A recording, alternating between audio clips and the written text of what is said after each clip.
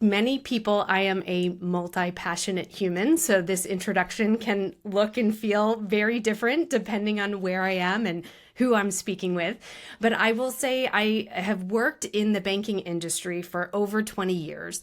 And in that journey, what I've come to realize is that our ideas, the most innovative ideas that we have, are really useless if we can't communicate them in a way that inspires other people into action. And what I found in my career journey is I was a pretty strong communicator. And I got about halfway into my career and took a role, a strategy role, where I had to convince all of these people that I didn't directly manage to go along with my ideas.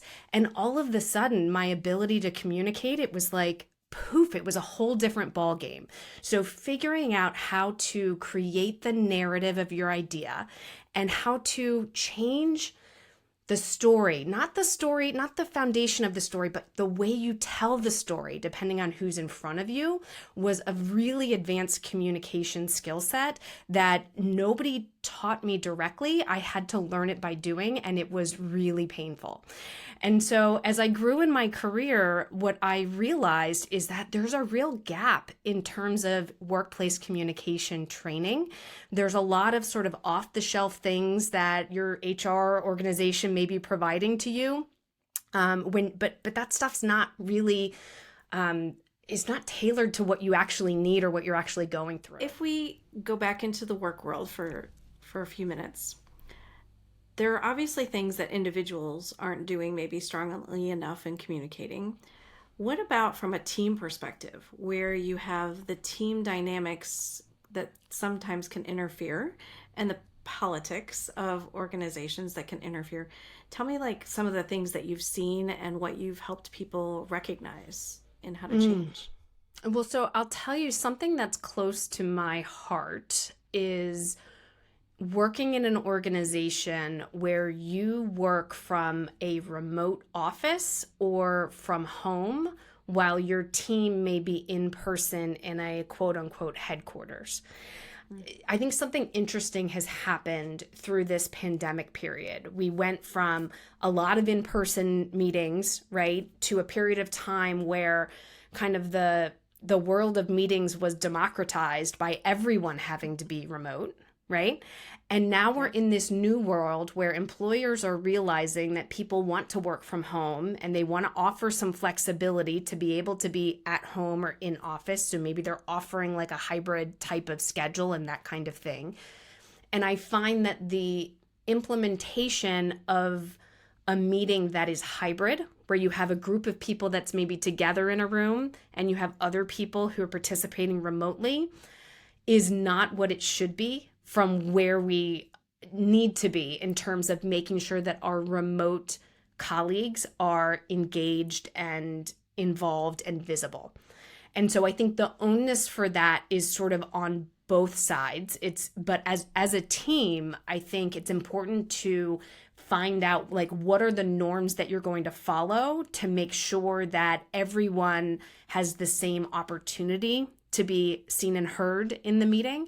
And it could be as simple as saying, we're going to use the raise hand feature that's built into our software to know when someone remote would like to ask a question. Because it is really difficult when you're not in the room to be able to interject, because you can't use those micro facial expressions that people are going to pick up on. Even if you're on video, people can't pick up on that easily. So what are sort of the team norms that you're going to use to make sure that everybody has the opportunity to speak? We talk a lot about speaking up in work situations.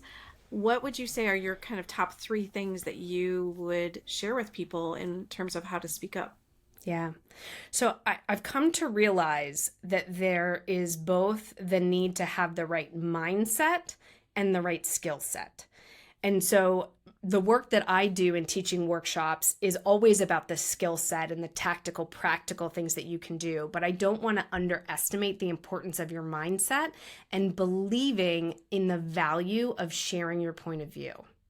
And so it's not just about visibility, right? Which you are more visible when you speak up in meetings, but it's about what you can contribute. And that's regardless of what level in the organization you are. I believe that oftentimes more junior colleagues will not speak up because they are not the end decision maker. And so they think their voice doesn't matter.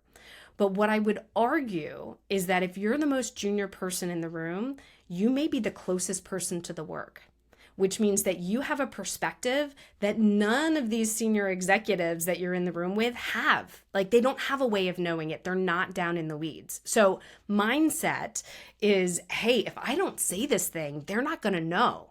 And what they do with that information, whether it changes their mind or not, you don't always have control over that, but know that your voice is important. So mindset is sort of the first part. But then skill set is the other one. And here's the thing. Off the cuff doesn't mean off the top of your head. We often sort of put on a pedestal these people who seem to be able to answer questions so eloquently.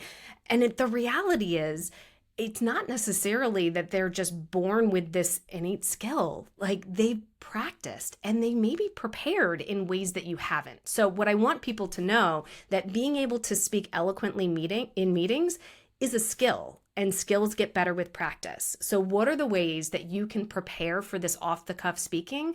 Because the majority of speaking you do at work isn't in planned and prepared presentations.